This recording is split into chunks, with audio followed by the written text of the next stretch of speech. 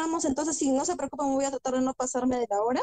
Como les digo, hay cosas que ya no les voy a repetir porque sus compañeros han explicado muy bien la fisiopatología y la han repetido una y otra vez cada uno en cada segmento que han hablado, ¿no?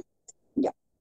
Bueno, recordando lo que es la Mycobacterium tuberculosis complex, básicamente la tuberculosis es una enfermedad súper antigua, incluso se ha encontrado en la era prehispánica, incluso en la época inca, también en los estudios de los huesos que han encontrado, se encontró que muchos de ellos habían fallecido por tuberculosis. Es una enfermedad que nos acompaña hace muchísimo, muchísimo tiempo y que lamentablemente en nuestro país todavía se mantiene y tenemos poco control.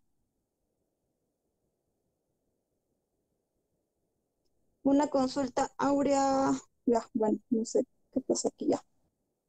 Bueno, recordar también otra cosa importante, el Mycobacterium tuberculosis es el único que está mayormente asociado a la infección en el ser humano.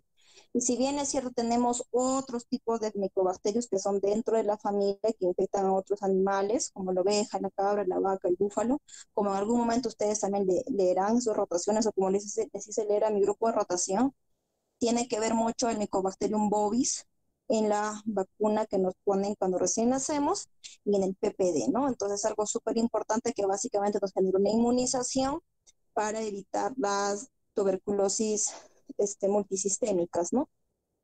Pero no es que nos pongan Mycobacterium tuberculosis. Eso quiero aclararles ahora de paso que está en historia positiva. Y también hay Mycobacterium ambientales que básicamente están en la tierra, en el polvo, están ahí, ¿no? Hay algunos Mycobacterium atípicos, como el avium, por ejemplo, que pueden infectar al hombre, pero es muy, muy raro y aparte, más que todo, infecta a seres humanos, bueno, a hombres que tengan algún tipo de comorbilidad o algún tipo de inmunosupresión, ¿no? Donde su sistema inmune no esté indemne. Bueno, en la estructura de la pared de las micobacterias, lo más importante es el galactomanano, los ácidos micólicos y el peptidoiglicano, ¿no? Que básicamente cuando revisemos lo que es el tratamiento para tuberculosis, el objetivo es destruir la pared del Mycobacterium para que éste no pueda infectar y pueda morir, no pueda generarse una apoptosis. Como les mencioné, las micobacterias, como sus compañeros han mencionado, es un bacilo, perdón, es una micobacteria ácido alcohol resistente, eso quiere decir que a la tinción Gram el bacilo se tiñe de rosado, ¿no? No sé si en algún momento, bueno, antes en sus clases de laboratorio de microbiología, ustedes habrán logrado observar bajo microscopio a las micobacterias, identificarlas, ¿no? Una coloración especial. A la decoloración no pierden con el alcohol. Hay factores importantes que intervienen en la transmisión de la tuberculosis. Va a depender mucho del grado de extensión de la lesión, la presencia de la tos. La tos es una forma de infectar. Características y el número de secreciones del paciente. Si es que está, por ejemplo, una lesión cavitaria, el paciente va a tener un esputo más purulento, más denso, y eso va a tener una mayor carga de bacilos.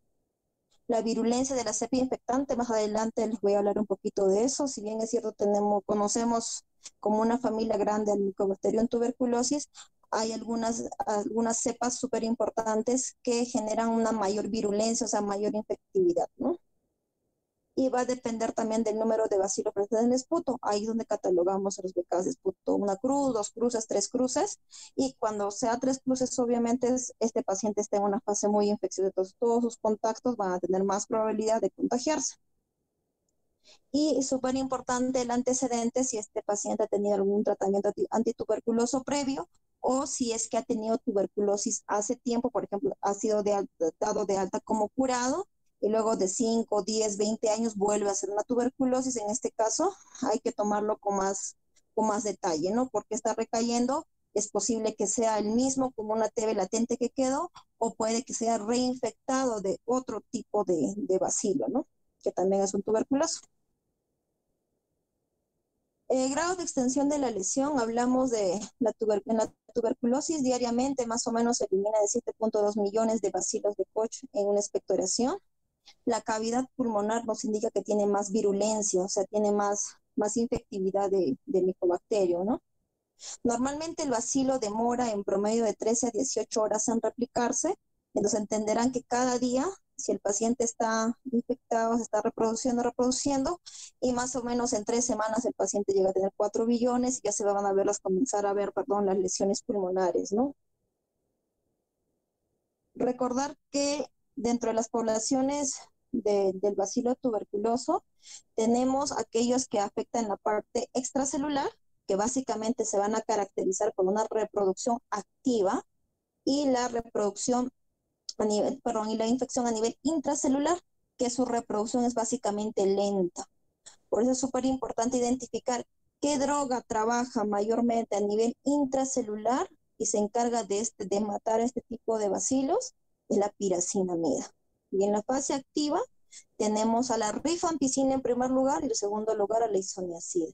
Es por eso súper importante, y el etambutol está en ambas fases, pero es súper importante que las 4 drogas, hablando de tuberculosis sensible, estén presentes dentro del esquema, porque cada una de ellas tiene una implicancia, tiene una importancia en la eliminación del micobacterio.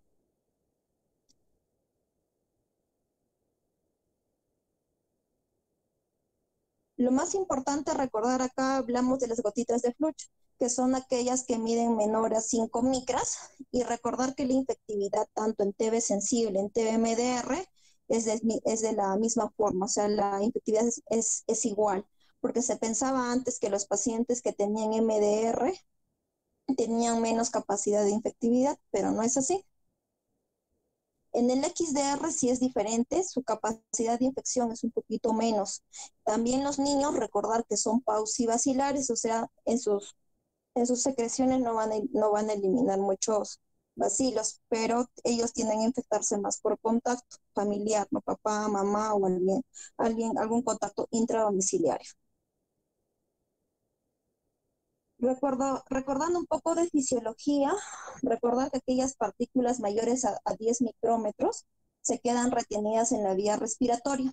En cambio, aquellos que miden menor a 5 micrómetros de diámetro, que es justamente el bacilo de Koch, van a llegar a los alveolos. Es por eso que llegan a infectar.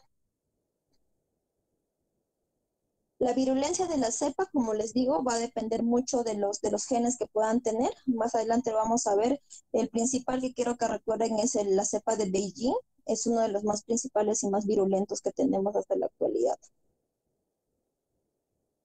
Acá justamente está Beijing, ¿no? Es el Perú el que se encuentra. El Manila no lo tenemos tanto acá, pero el Beijing sí está en nuestra sociedad, en Perú al menos.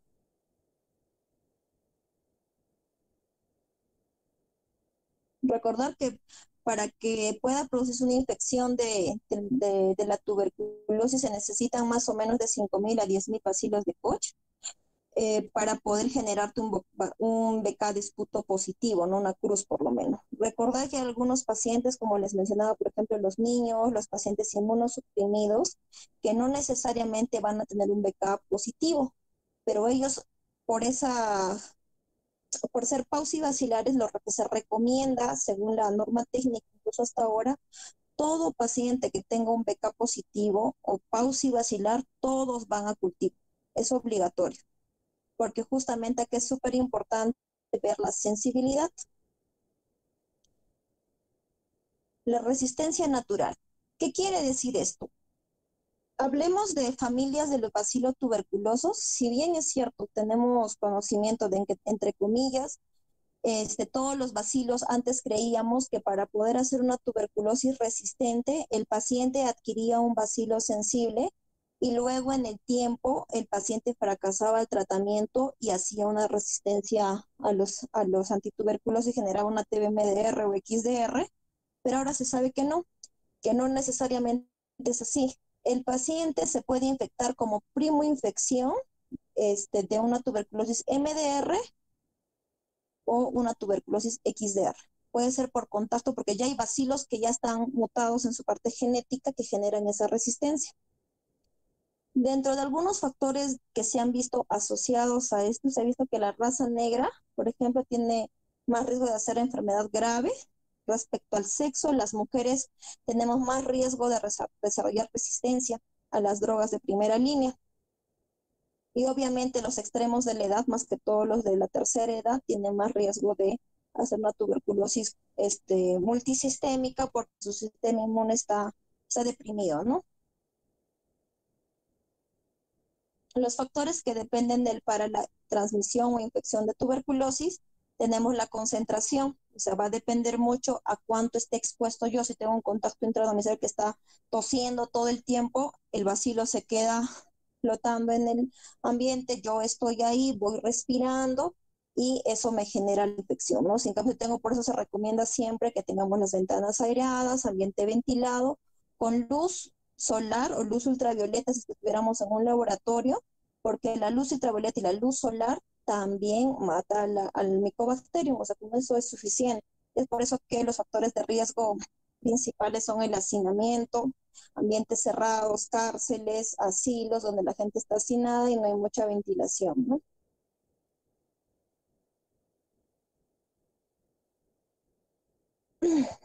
Bueno, la concentración del Mycobacterium tuberculosis en el ambiente. La velocidad de caída al piso es proporcional a la superficie de gotita o al cuadrado de su diámetro, es lo que les mencionaba que se puede quedar flotando. Uno de los factores importantes dentro de la humedad, por favor acá recordar que el bacilo de Koch se queda flotando y normalmente debería sedimentar. Pero si vemos que este ambiente está húmedo, está denso, el bacilo se queda flotando mucho más tiempo y esto nos genera más riesgo, ¿no?, de contagiarnos. Como les mencioné, de 5 micrómetros menor el tamaño del bacilo, por eso llega a los alveolos, es justamente lo que les estaba mencionando. Los factores dependientes del huésped, básicamente, como les mencioné, tiempo de exposición, susceptibilidad, considerando algún tipo de hay mutaciones genéticas que han visto una susceptibilidad propia del ser humano para infectarse de tuberculosis, se refiere a eso, la edad, como es el extremo de la edad, comorbilidad o inmunosupresión, si el paciente es diabético, hay una fisiopatología completamente independiente porque su riesgo es 3 veces mayor de adquirir la tuberculosis, hay factores raciales y genéticos, ¿no?, como les mencioné. Algo súper importante, bueno, en pacientes inmunosuprimidos, básicamente, recuerdo que en el estadio SIDA, el paciente tiene 170 veces más de riesgo para poder infectarse por tuberculosis y en pacientes VIH que no son estadio SIDA son 110. Es por eso que en este tipo de pacientes tienen que recibir profilaxis, ¿no? Ellos dentro de su esquema de targa se les añade tanto terapia para neumocistis y también se les da isoniazida, ¿no? Los pacientes que tengan algún tipo de enfermedad pulmonar subyacente ya de base, que es un pulmón que no está sano, y pacientes que tengan algún tipo de enfermedad inmunosupresora, ¿no? Pacientes que utilizan terapia biológica, trasplantados renales, pulmonares, que de por sí son pacientes inmunodeprimidos. Como les mencionaba, hay algunas mutaciones genéticas ya de por sí. Por ejemplo, recuerdo mucho que cuando estaba en el niño había una niña de Calca que venía referida de acá de Cusco, que tenía una mutación a nivel de este receptor interferón gamma. Recordarán que sus compañeros han explicado muy bien la fisiopatología de la infección por tuberculosis y el interferón gamma es uno súper importante para limitar la progresión de la enfermedad. Entonces, si tenemos una mutación a nivel de esto, el riesgo de desarrollar la enfermedad es altísimo y para que se remita o se pueda curar el paciente es casi nula, ¿no? Entonces va a estar el paciente con una recaída tras recaída y tras recaída. También se avisan mutaciones a nivel del factor de necrosis tumoral alfa y estos genes que son más raros que es el NRAM. Como les mencioné, la fuente de contagio el BK, gotas con bacilos, el huésped que lo inhala, va a luchar contra su defensa respiratoria y generamos el foco primario, ¿no? Normalmente ahí nuestro sistema inmune lo que va a hacer es generar una fagocitosis por nuestros macrófagos, que lo que quieren hacer es contener la proliferación del micobacterium. Y en este intento, recordarán que falla esta vía de eliminación y se van a localizar a nivel de los ganglios regionales, lo que se llama el complejo de Ghon. Y si esta progresa, se va a dar la diseminación por vía sanguínea, y es la localización extrapulmonar, que como han mencionado sus compañeros, puede ser a nivel del sistema nervioso central, en algunos casos la emilia, puede ser digestivo, renal, porque la única vía de llegada en ese método, también, perdón, el mal de Koch, por eso les pedí que hablaran de eso, porque es súper importante, porque acá se da justamente en la vía de diseminación sanguínea. Acá es una tablita de resumen básicamente para ver en los casos como nos encontramos en un paciente con tuberculosis activa, con una tuberculosis subclínica, una infección latente y cuando el paciente se infecta y elimina adecuadamente al virus, ¿no? Al virus, perdón, al micobacterio. Lo van a poder, por favor, revisar esto, es súper interesante para yo no dilatar el tiempo.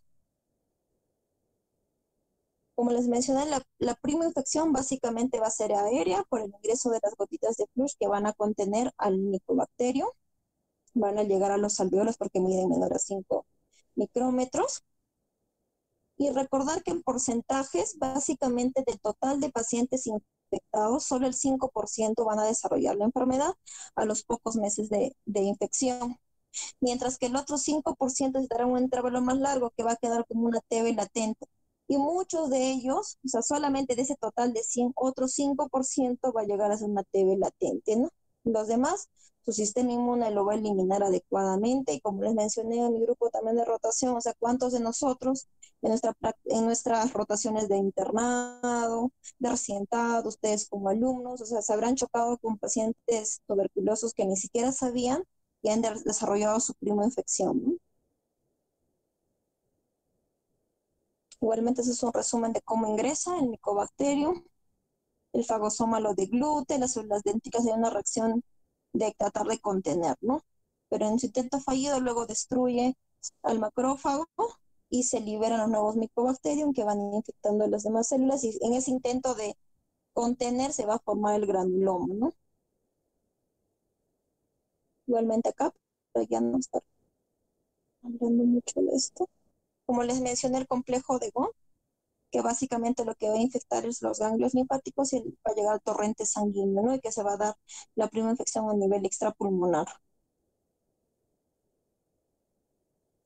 Esta es una visión a nivel de tejido, de histología, básicamente como si un granuloma.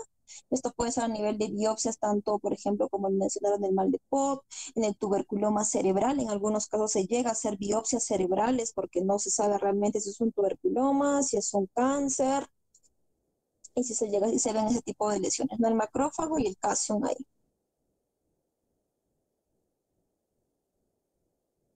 Realmente esto, cómo se va diseminando. Estoy corriendo por la hora, doctores, porque estoy viendo la hora también.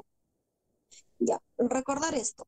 En los pacientes que han tenido la prima infección y han dejado como una tuberculosis latente, una reactivación, el tipo de neumonía que se va a dar en este tipo de pacientes es una neumonía lipídica endógena, que va a ser una reactivación, ¿no? Después de muchos años o por algún tipo de inmunosupresión al que el paciente se vea expuesto.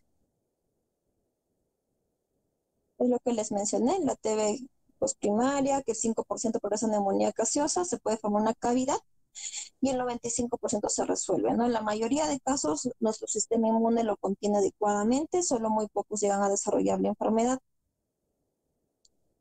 La tuberculosis primaria, que es la primera vez que nos infectamos, la progresión limitada, que esa es la distribución de Simons, y la tuberculosis postprimaria o reactivación que se caracteriza por la presentación de lesiones cavitarias a nivel de los ápices, debido a que esta es la zona más ventilada, ¿no? Recordarán por fisiología que esta es la zona más ventilada y el micobacterio necesita de oxígeno para poder replicarse. Entonces va a preferir estar en zonas superairadas. En la TBC primaria, como recordarán que es la primoinfección, básicamente como hay una diseminación de linfáticos y a nivel de la vía hematógena, la distribución más va a ser heterogénea. Puede ser en bases, en ápices, en lóbulos medios. A diferencia de una TBC postprimaria, que es una reactivación, va a buscar siempre las zonas hiperaireadas. Por eso las lesiones típicas las encontramos a nivel de los lóbulos superiores. Dentro de los síntomas que el paciente puede presentar son tos con expectoración, puede haber hemoptisis, puede haber dolor torácico, astenia, diaforesis, que es súper típico, que los compañeros lo han mencionado una y otra vez, la fiebre, la anorexia, pérdida de peso. Dentro de la radiología va a depender mucho si las lesiones que voy a observar son primarias, secundarias o secuelares. Vamos a ver acá, esto ya no lo voy a hablar ya. Acá. Podemos ver en las lesiones postprimarias, recuerdan que les dije mayormente hay una lesión a nivel de ápices, Acá ya también tenemos la neumonía tuberculosa que está en el lóbulo inferior izquierdo. Esta es una radiografía donde se puede ver una tuberculosis miliar. Y acá también, como les dije, acá hay una reactivación, ¿no? Está en el lóbulo superior izquierdo. La TBC primaria, como se menciona, es la otra plaquita que vimos igual. Hay un aumento de la densidad paratraqueal derecha. Se muestran las adenopatías medias tínicas aquí. Estas bolitas de aquí son las adenopatías medias tínicas, que eso me implica una reactivación, ¿no? La pleuritis tuberculosa básicamente es debido cuando el Mycobacterium llega a las capas de la pleura, a la pleura visceral básicamente, y por un efecto inflamatorio se producirá un exudado, una efusión pleural. Como mencionaron sus compañeros, es súper importante acá la biopsia pleural, que se va a ir a cultivo y también para histología, para el diagnóstico de tuberculosis. Si en algún caso también sus compañeros hablaron del empiema TB, el diagnóstico básicamente se hace por cultivo o por una baciloscopía positiva, ¿no? En un empiema sí se ve BK positivo, pero la rentabilidad en una efusión pleural convencional de BK es menor al 5%. La tuberculosis miliar, básicamente su diseminación es hematógena, como les mencioné, se ve más que todo micronódulos bilaterales de forma heterogénea, distribuidas. La diseminación acá, por favor, es hematógena, eso quiero que lo tengan en cuenta. Y como es hematógena, ¿dónde predominará la diseminación? ¿A nivel de ápices o a nivel de bases? Bases. Bases, bases. Bases, porque obviamente la parte de las bases tiene mejor flujo sanguíneo, ¿no? Dentro de las lesiones secuelares tenemos las calcificaciones, que básicamente pueden ser de ganglios linfáticos, o la lesión de Gone que se llega a calcificar. Y eso es lo que a veces muchos pacientes vienen y dicen, ¿esa bolita qué cosa es? Es que en algún momento nos contagiamos, nuestro cuerpo lo contuvo adecuadamente y se formó esa lesión de Gone que está calcificada, ¿no? Y el complejo de Ranke, recordar que es la lesión de Gone más la calcificación de ganglios linfáticos. Estas dos cosas sí deben saberlas, por favor, les estoy repitiendo. Igualmente ahí se puede ver el complejo de Gone ahí.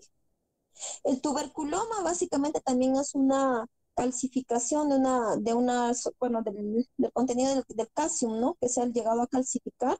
Normalmente es más grande que el granuloma, pero tiene que ser menor a 3 centímetros de diámetro.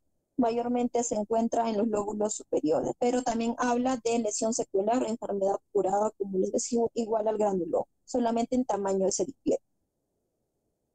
La telectasia puede llegar a pasar más que todo en niños, porque básicamente los niños con bronquios son más delgados, más pequeños, y van a generar pequeñas atelectasias con una obstrucción endobronquial, y más que todo se ve como una secuela, ¿no? Que en algunos casos va a requerir un manejo quirúrgico o broncoscópico intervencionista para poder modificar o mejorar la ventilación en esa área que se ha visto afectada, ¿no?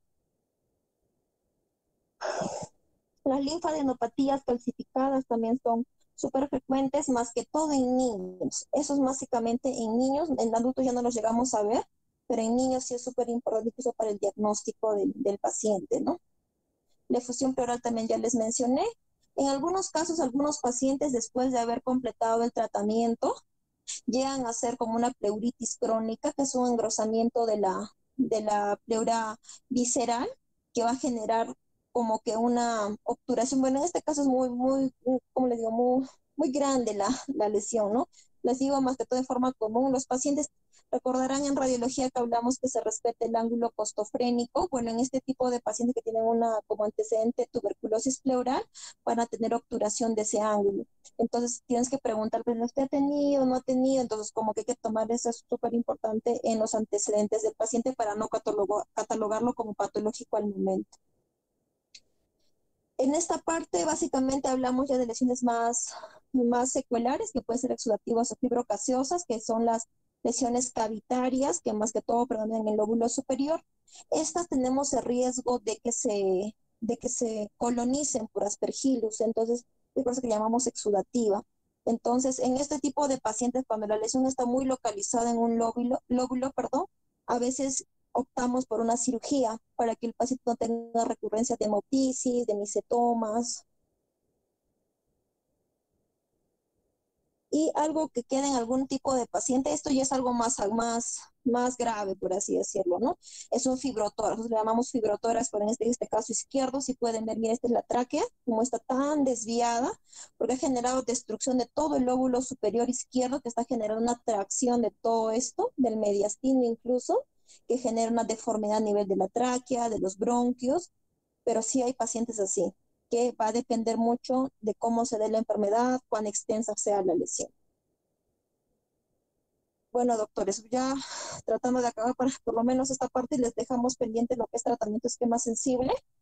Cavitaciones, como les digo, este es el riesgo básicamente en la pared gruesa, ya tenemos unas lesiones de bronquiectasias que vamos a ver en la siguiente diapositiva, que es súper característico, ¿no? En las cavitaciones, por favor, recordar lo que les acabo de decir, que tienen mucho riesgo de colonización por Aspergillus, que pueden generar un micetoma y los micetomas tienden a sangrar, entonces pueden generar hemoptisis masivas. La diseminación broncógena básicamente es cuando el Mycobacterium está a nivel de los bronquios terminales y comienza a diseminarse, ¿no? Como pueden ver acá las bronquiectasias. Tenemos un montón de bronquiectasias. Acá también. Y algo súper importante recordar que las bronquiectasias es una alteración del árbol bronquial que puede generar sangrado. Por eso son importantes tratarlos porque nos generan sangrado. Bueno, estas son las lesiones que se está atendiendo cavitación. Estas son bronquiectasias que todo esto se va a cavitar si es que no tiene un tratamiento oportuno. En este caso, si está solo localizado, el tratamiento sería quirúrgico. Recordar eso básicamente, doctores. Ya no les quiero quitar el tiempo de su siguiente clase. La siguiente clase, si mal no me equivoco, creo que toca conferencia, entonces yo voy a tratar de empezar lo más antes posible. Nos falta la parte de tratamiento, que lo tengo ya acá. Vamos a hablar básicamente de tuberculosis sensible. ¿Alguna pregunta, duda, doctores? Doctora, en la siguiente clase también haríamos neumonía intrahospitalaria, que no hicimos. Sí, justamente quería ver, que su esposo le decía, no vamos a hablar más de eso porque no quiero dilatarles el tiempo. Voy a ver bien el cronograma de las conferencias porque me he dado cuenta que el otro doctor no avanzó su exposición de su otro grupo. Entonces, como tenemos ese tiempo ganado, yo voy a tratar de completar lo que falta de tratamiento ahora y neumonía intrahospitalaria en ese tiempo que quedaría. ¿Ya? Ya, doctora. Lo voy coordinando contigo, Marce, si no vemos otra solución, ¿ya? Para que no les quite el tiempo de su clase, lo digo, porque ya son 8:04. Sí estaría bien, doctora, porque... Porque no quiero Pero tampoco... estaría bien, doctora, porque